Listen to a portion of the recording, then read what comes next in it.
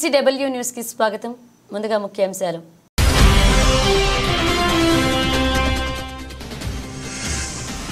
Trump హెచ్చరికల పర్వం. Panama కాలువను స్వాధీనం చేసుకుంటామన్న అగ్రరాజ్య అధ్యక్షుడు.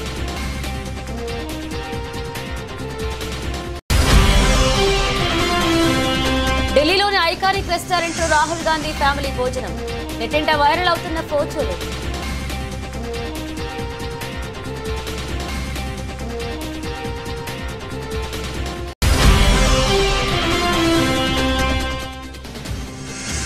సంధ్యా థియేటర్ ఘటనపై కేసులో బిగ్ ఫీస్ట్. దర్యాప్తు ముమ్మరం చేసిన అధికారులు.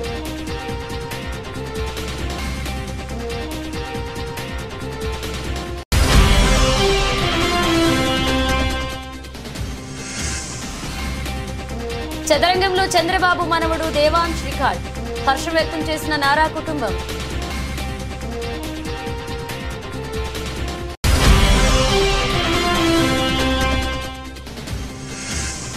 ఫైనల్లో బంగ్లాదేశ్ పై భారత్ ఘన విజయం. అర్ధ సెంచరీతో అదరకొట్టిన త్రిష.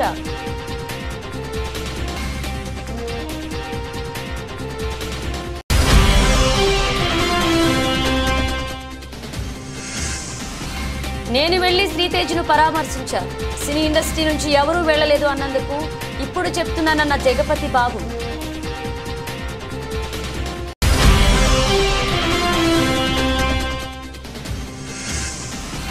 స్టాక్ మార్కెట్లో కొనుగోళ్ల ఉత్సాహం. లాభాలతో షూరైన సూచీలు.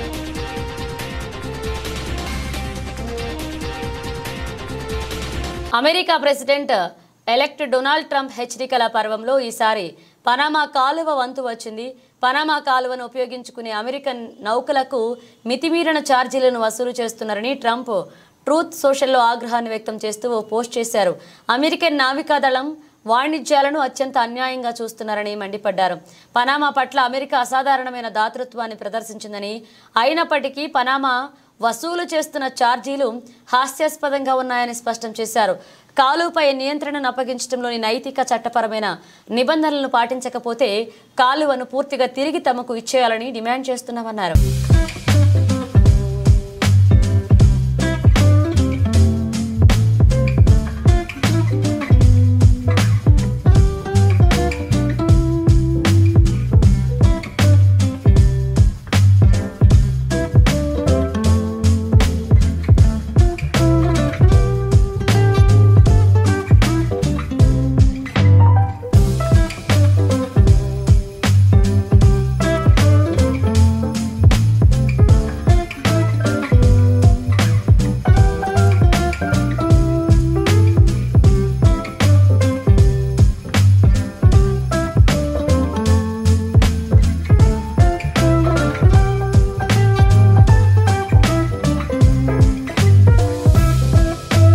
లోక్సభ ఎన్నికల నుంచి ఇటీవలే జరిగిన మహారాష్ట్ర ఎన్నికల వరకు, ఆ తర్వాత పార్లమెంట్ సమావేశాల్లో ఎంతో బిజీగా కనపడ్డారు కాంగ్రెస్ నేతలు రాహుల్ గాంధీ, ప్రియాంక గాంధీ. ప్రస్తుతం కాస్త సమయం దొరకడంతో వారి కుటుంబ సభ్యులు అందరూ కలిసి ఇవాళ ఢిల్లీలోని ఓ రెస్టారెంట్లో లంచ్ చేశారు. రాహుల్ గాంధీ కుటుంబం మొత్తం క్వాలిటీ రెస్టారెంట్లో పలు రకాల వంటకాలను రుచి చూసింది. ఈ ఫోటోలను రాహుల్ గాంధీ తన ఇన్స్టాగ్రామ్ ఖాతాలో పోస్ట్ చేశారు. ఇందుకు సంబంధించిన ఫోటోలు సామాజిక మాధ్యమాల్లో వైరల్ అవుతున్నాయి. రాహుల్, ప్రియాంక వెంట వారి తల్లి సోనియా గాంధీ, ప్రియాంక భర్త రాబర్ట్ వాద్రా, కూతురు మిరాయా వాద్రా, ఆమె అత్తయ్య కూడా ఉన్నారు. రాహుల్ గాంధీ అతని సోదరి ప్రియాంక రాయ్ బరేలీ, వాయనాడ్ లోక్సభ నియోజకవర్గాలకు ప్రాతినిధ్యం వహిస్తున్న విషయం తెలిసిందే.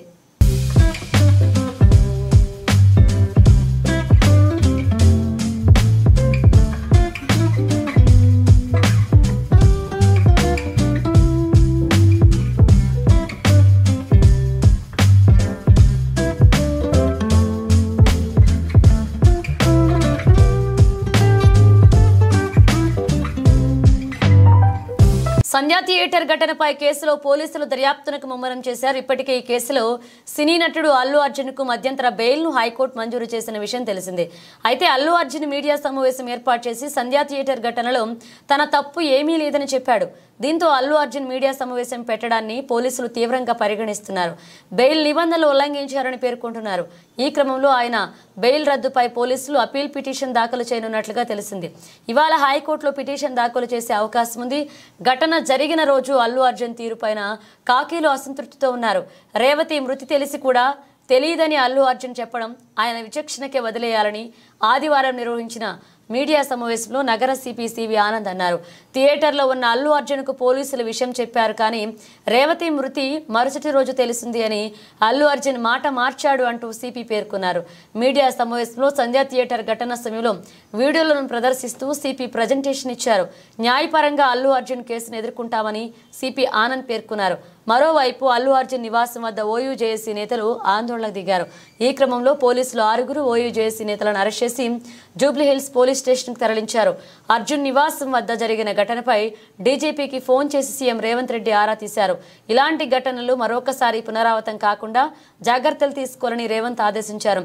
సినీ ప్రముఖుల ఇళ్లపై దాడి ఘటనను ట్విట్టర్ వేదికగా సీఎం రేవంత్ రెడ్డి ఖండించారు. శాంతి భద్రతల విషయంలో కఠినంగా వ్యవహరించాల్సిందిగా రాష్ట్ర డీజీపీ నగర పోలీస్ కమిషనర్ను ఆదేశిస్తున్నారని తెలిపారు. ఈ విషయంలో ఎలాంటి అలసత్వాన్ని సహించేది లేదు అని అన్నారు. అదేవిధంగా సంధ్యా థియేటర్ ఘటనలో సంబంధం లేని పోలీస్ సిబ్బంది స్పందించకుండా ఉన్నతాధికారులు జాగ్రత్తలు తీసుకోవాలని రేవంత్ రెడ్డి ఆదేశించారు.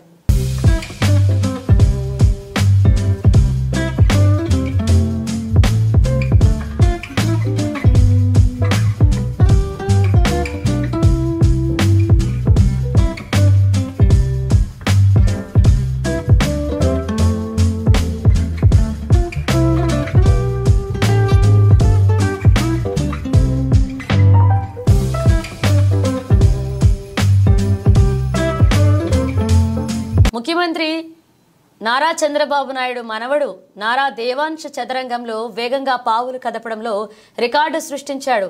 చెక్మేట్ సాల్వా 175 ఫజిల్స్ సాధించడంలో world book of records London నుంచి నారా దేవాంశ్ ధృవపత్రం సాధించారు. నారా దేవాంశ్ రికార్డు సాధించడం పట్ల నారా కుటుంబం హర్షం వ్యక్తం చేసింది. ఈ సందర్భంగా దేవాంశ్ తండ్రి మంత్రి నారా లోకేష్ స్పందించారు. దేవాంశ్ చెస్ను ఎంతో ఇష్టంగా స్వీకరించి కొన్ని వారాలుగా ఈ రికార్డు కోసం శ్రమించాడని పేర్కొన్నారు. చదరంగంలో శిక్షణ ఇచ్చిన రాయ్ చెస్ అకాడమీకి ఆయన ధన్యవాదాలు తెలియజేశారు.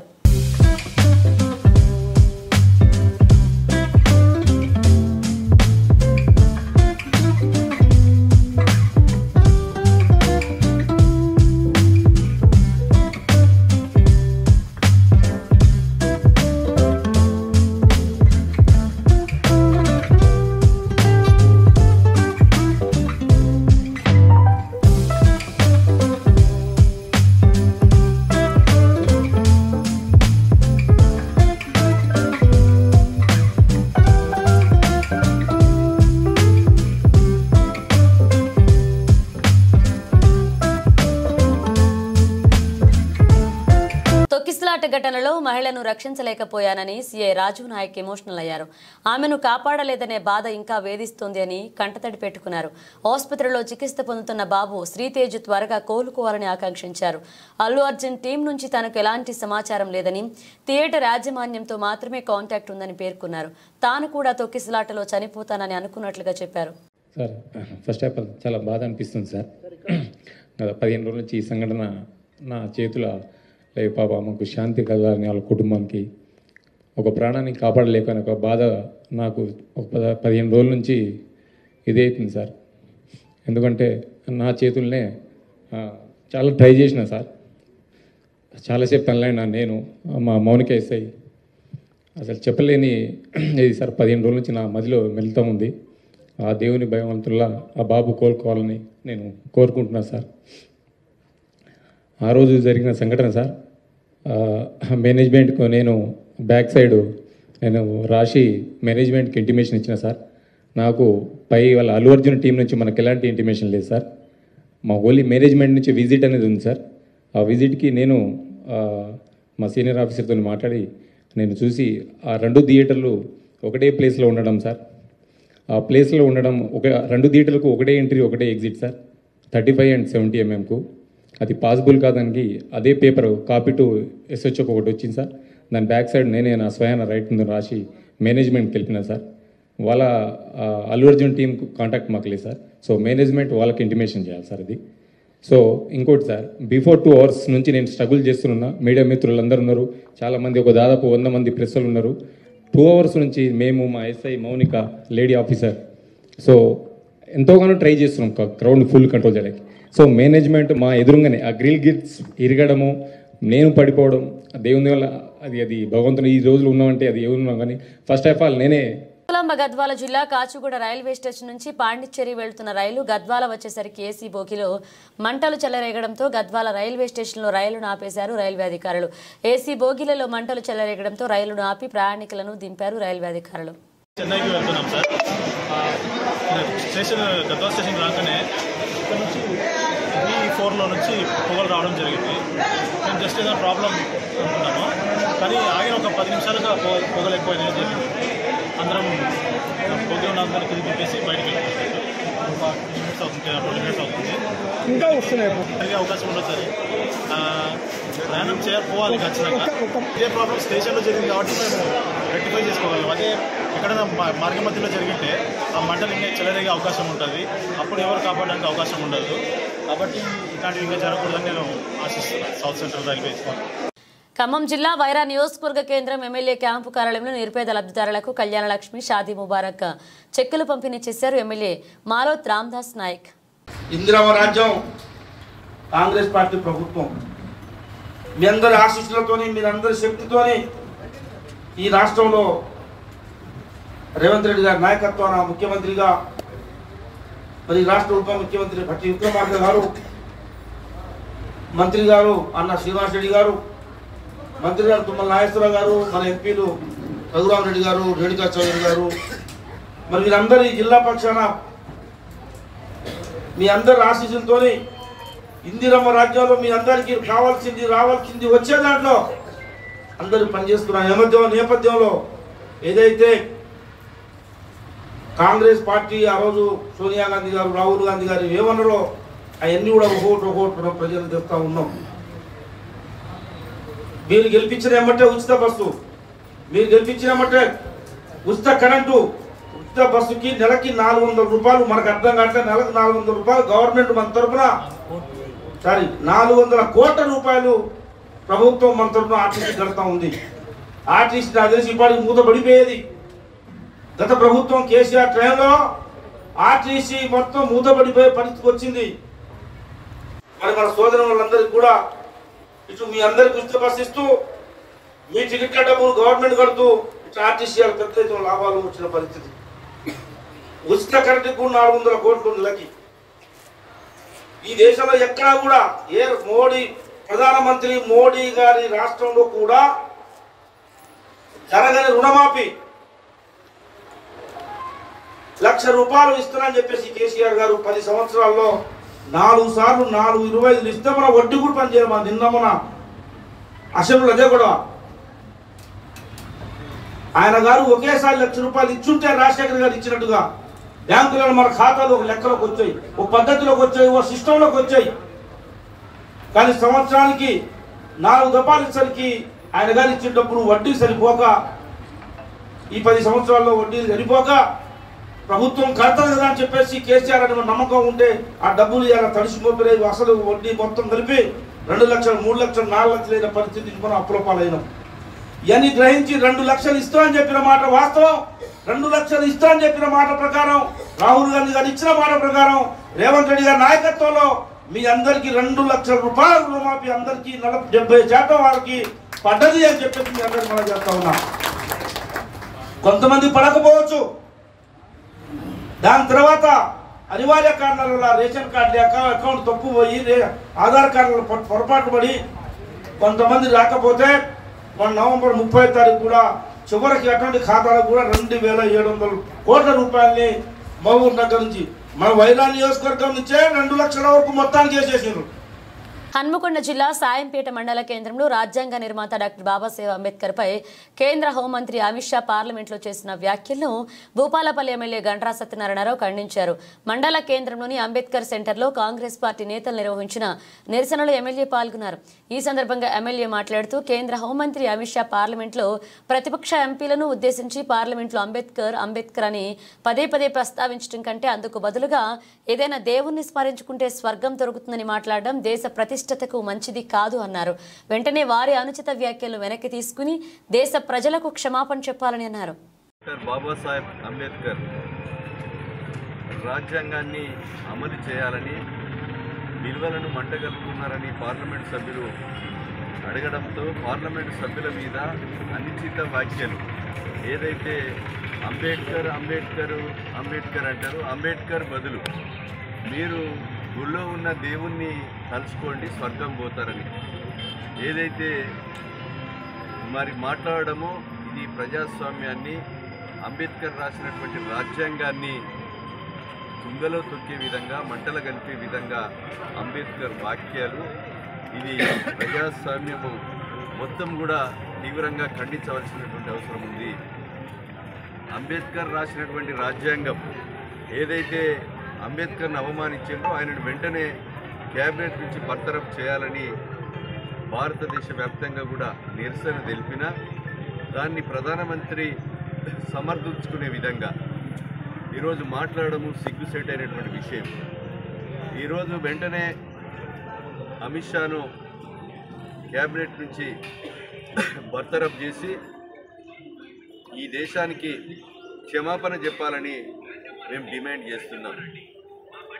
ఆయన రాసినటువంటి రాజ్యాంగ విలువల ప్రకారంగానే పేదలు, బడుగులు, బలహీన వర్గాలకు రిజర్వేషన్ కల్పించడమే కాకుండా చట్టసభల్లో అదేవిధంగా హన్మకొండ జిల్లా సాయంపేట మండల కేంద్రంలోని రైతు వేదికలో వివిధ గ్రామాలకు చెందిన మొత్తం 19 మంది సీఎంఆర్ఎఫ్ లబ్ధిదారులకు 4,98,000 రూపాయల విలువైన చెక్కులను భూపాలపల్లి నియోజకవర్గ ఎమ్మెల్యే గండ్రా సత్యనారాయణరావు అందజేశారు. అనంతరం ఎమ్మెల్యే మాట్లాడుతూ అన్ని వర్గాల ప్రజలకు అండగా నిలవడమే రాష్ట్ర ప్రభుత్వ లక్ష్యమన్నారు. పేద ప్రజలను ఆర్థికంగా ఆదుకునేందుకు ప్రజాప్రభుత్వం అనేక సంక్షేమ పథకాలు అమలు చేయడం జరుగుతుందని ఎమ్మెల్యే గుర్తు చేశారు. మానవతా దృక్పథంతో సీఎం రేవంత్ రెడ్డి దరఖాస్తు చేసుకున్న ప్రతి ఒక్కరికి ఆర్థిక సహాయాన్ని మంజూరు చేస్తున్నట్లుగా పేర్కొన్నారు. అనంతరం మండలంలోని పలువురు రైతులు వ్యవసాయ శాఖ ఆధ్వర్యంలో ఉచిత వరి విత్తనాల బ్యాగులను ఎమ్మెల్యే అందజేశారు. ఆ ధరణి పోర్టల్ వల్ల మన యొక్క అధికారాలని తీసి వేరే దేశపోనికి అప్పచెప్పి వాడి ఇష్టానుసారంగా మనకు హక్కులను కాలరాసినటువంటి మరి గత ప్రభుత్వం రైతుల హక్కులను కాలరాయడం జరిగింది కనుక దాన్ని దృష్టిలో పెట్టుకొని ఆ ధరణిని రద్దు చేసి కాసు కాలంలో పేరు ఎక్కియడం, అదేవిధంగా భూమి ఏదైతే కారజ్ ఖాతా కానీ, సీలింగ్ ల్యాండ్ కానీ, ప్రభుత్వ భూమి కానీ, ఫారెస్ట్ భూమి కానీ, ఖరీదు పెట్టి కొనుక్కున్నటువంటి భూమి కానీ ఆ భూములంటే మీకు సర్వే జరిపి పాస్ పుస్తకాలు ఇచ్చి రేపు రైతు భరోసా కానీ, యాక్సిడెంట్ అయితే రైతు బీమా కానీ, అదేవిధంగా బ్యాంకులో పోతే పంట రుణం వచ్చే విధంగా ఒక చట్టాన్ని తీసుకురావడం జరిగింది. అది భూభారతి. ఆ చట్టము తహసీల్దార్కు ఆర్డీఓలకి అధికారం ఉండే విధంగా, ఇంతకుముందు కలెక్టర్ యొక్క తంబు పెడితే ఓపెన్ అయ్యేది. గతంలో మాదిరిగా మనం భూమి దున్నుకుంటున్నాం, భూమిని నమ్ముకుంటున్నాం, మన బుక్కులేక అనేక అవస్థలు పడ్డాం. అలాంటి ఈరోజు అధికారాలను తహసీల్దార్లకే ఆర్డీఓల. హన్మకొండ జిల్లా ఆత్మకూరు పోలీస్ స్టేషన్ పరిధిలోని అక్కంపేట గ్రామం వద్ద ఆటోలో తరలిస్తున్న గంజాయిని పట్టుకున్నారు పోలీసులు. ఈ సందర్భంగా ఆత్మకూరు సిఐ సంతోష్ వివరాలు వెల్లడించారు. దామరి ఎస్ఐ అశోక్ అక్కంపేట వద్ద వాహనాల తనిఖీలు చేస్తున్న క్రమంలో అనుమానాస్పదంగా కనిపించిన ఆటోను తనిఖీ చేయగా 1100 గ్రాముల ఎండు గంజాయి లభించిందని, దాని విలువ 27,500 ఉంటుందని పేర్కొన్నారు. వరంగల్ నుండి అక్రమంగా ఆత్మకూరుకు తరలించే క్రమంలో గంజాయి పట్టుకున్నట్లుగా నిందితుడు పెద్దాపూర్ గ్రామానికి చెందిన వంశీగాన్ అదుపులోకి తీసుకుని రిమాండ్కు తరలిస్తున్నట్లుగా సీఐ సంతోష్ తెలియజేశారు. ఈ సందర్భంగా గంజాయిని పట్టుకున్న ఎస్ఐని పోలీస్ సిబ్బంది సీఐ అభినందించారు.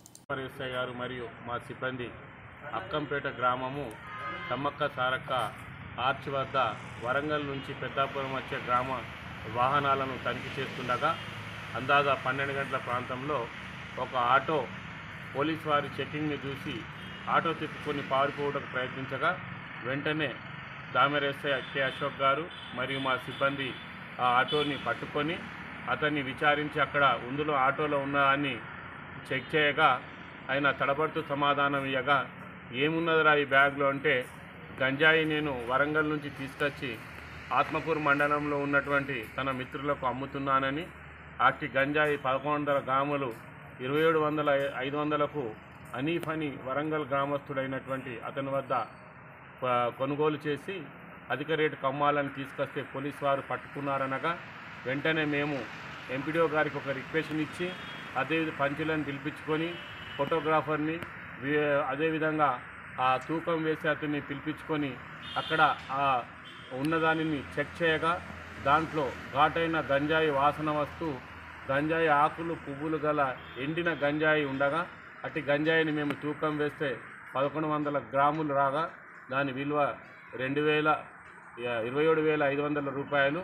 అట్టి వ్యక్తిని నిందితుడిని విచారించగా తన పేరు వంశీ అని, తండ్రి పేరు రవి మరియు మన పెద్దాపూర్ గ్రామస్తుడని, తన గత సంవత్సరం నుంచి గంజాయికి అలవాటు పడి గంజాయి తాగుతూ ఈ మధ్య కాలంలోనే అనీఫ్ అనే అతని దగ్గర నుంచి గంజాయి పర్చేజ్ చేస్తూ ఇక్కడ ఉన్నటువంటి పిల్లలకు అమ్ముతున్నానని, అదే రోజు భాగంలో ఈరోజు గంజాయి తీసుకువస్తూ పట్టుబడ్డాన్ని తెలిపినాడు. అట్టి దానిని ఎస్ఐ గారు ఆ పంచనామా నిర్వహించి దరఖాస్తు వచ్చి పోలీస్ స్టేషన్కి ఇయ్యగా కేసు నమోదు చేసుకొని అతనిని ఈరోజు రిమాండ్కు పంపుతున్నాం. అండర్-19 మహిళల ఆసియా కప్ టోర్నీలో యువ భారత్ కప్ కొట్టేసింది. తొలిసారి ప్రవేశపెట్టిన టోర్నీలో టైటిల్ను ఒడిసి పట్టుకుంది. ఆదివారం జరిగిన ఫైనల్లో యువ భారత్ 41 పరుగుల తేడాతో బంగ్లాదేశ్పై అద్భుత విజయం సాధించింది. టాస్ గెలిచిన బంగ్లా భారత్ను బ్యాటింగ్కు ఆహ్వానించింది. ఓపెనర్ గొంగడి త్రిష 47 బంతుల్లో 52, 5 4లు, 2 6లు, అర్ధ సెంచరీకి తోడు మిథిలా వినోద్ 17 ఆకట్టుకోవడంతో టీమిండియా నిర్ణీత 20 ఓవర్లలో 117/7 స్కోర్ చేసింది. ఫర్జానా ఇస్లామిక్ 4/31 4 వికెట్లతో విజృంభించింది. ఆ తర్వాత లక్ష్య ఛేదనకు దిగిన బంగ్లా 18.3 ఓవర్లలో 76 పరుగులకు కుప్పకూలింది. స్పిన్నర్లు ఆయుషి శుక్లా 3/17, పరుణి సిసోడియా 2/12, సోనం యాదవ్ 2/13 స్పిన్ మాయాజాలంతో బంగ్లా పతనాన్ని శాసించారు. వీరి స్పిన్ తాటికి బంగ్లా జట్టులో ఫిర్దోష్ 22, ఫహీమీదా 18 మినహా అందరూ సింగిల్ డిజిట్ స్కోర్లకు పరిమితమయ్యారు. ఛేదనలో ఒకానొక దశలో బంగ్లా 7 ఓవర్లకు 44/2 స్కోర్తో మెరుగ్గా కనిపించిన బంగ్లా భారత స్పిన్నర్ల విజృంభణలో 32 పరుగుల తేడాతో చివరికి 8 వికెట్లు కోల్పోయి ఓటమి వైపు నిలిచింది. అర్ధ సెంచరీతో జట్టు విజయంలో కీలకమైన త్రిషకు ప్లేయర్ ఆఫ్ ద మ్యాచ్ దక్కింది.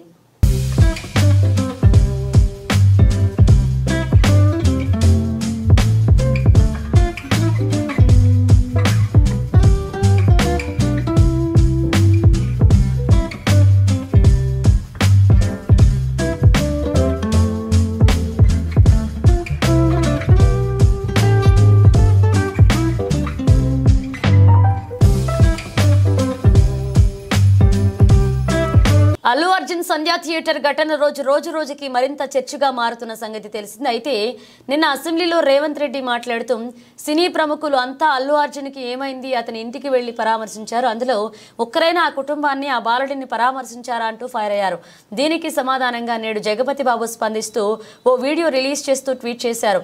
ఈ వీడియోలో జగపతి బాబు మాట్లాడుతూ, నేను షూటింగ్ నుండి ఊరు నుంచి రాగానే హాస్పిటల్కి వెళ్ళాను. ఈ ఇన్సిడెంట్లో బాధపడ్డ ఆ కుటుంబాన్ని, శ్రీతేజ్ను హాస్పిటల్కి వెళ్లి పరామర్శించాను. మానవత్వంతో వెళ్లాను.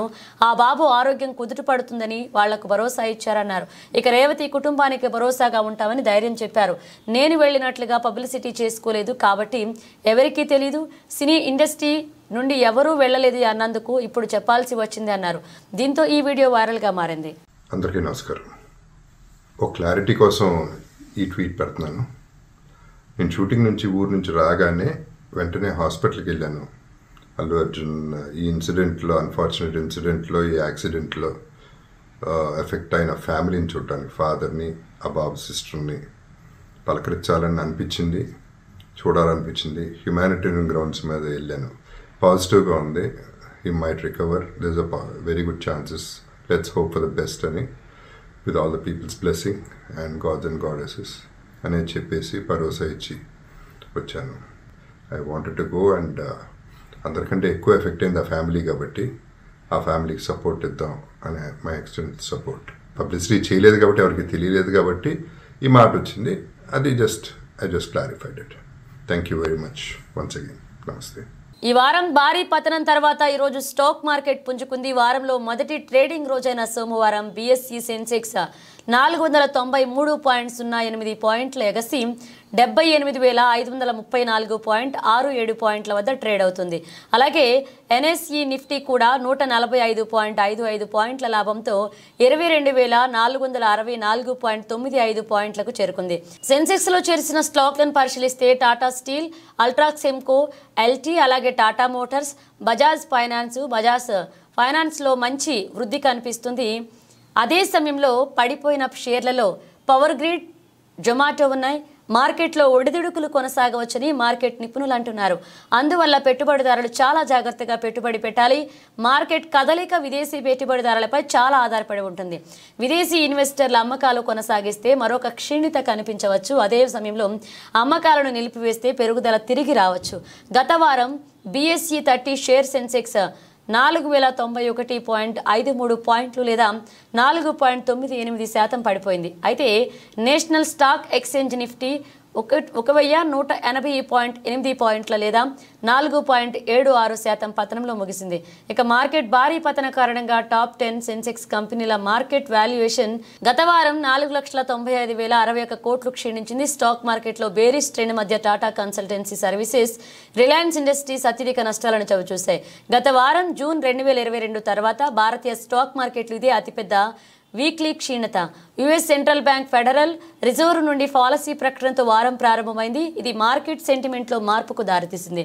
ఫెడరల్ రిజర్వ్ 2025లో కేవలం 2 సార్లు వడ్డీ రేట్లను తగ్గించాలని సూచించింది.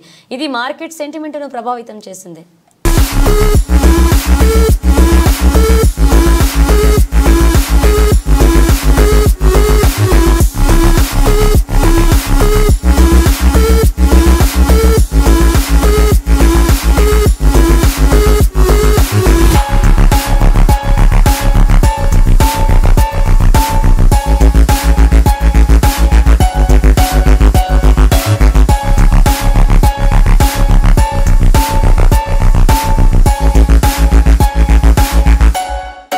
బులెటిన్ ముగించే ముందు హెడ్లైన్స్ మరోసారి.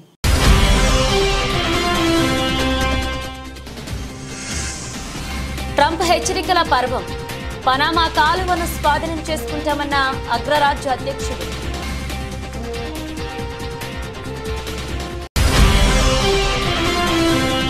ఢిల్లీలోని ఐకానిక్ రెస్టారెంట్లో రాహుల్ గాంధీ ఫ్యామిలీ భోజనం. నెట్టింట వైరల్ అవుతున్న ఫోటోలు.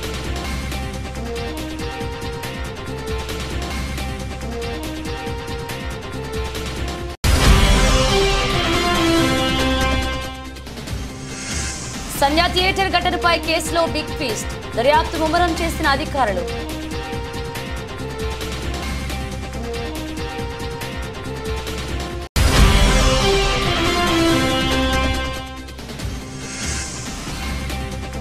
చదరంగంలో చంద్రబాబు మనవడు దేవాంశ్ రికార్డ్.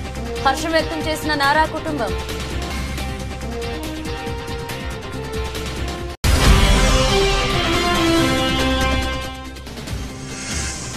ఫైనల్లో బంగ్లాదేశ్ పై భారత్ ఘన విజయం. అర్ధ సెంచరీతో అదరకొట్టిన త్రిష.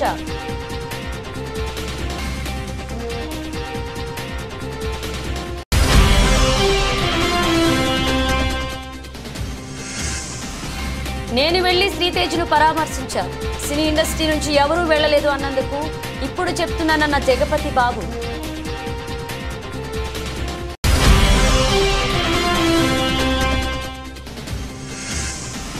స్టాక్ మార్కెట్లో కొనుగోళ్ల ఉత్సాహం. లాభాలతో షూరైన సూచీలు.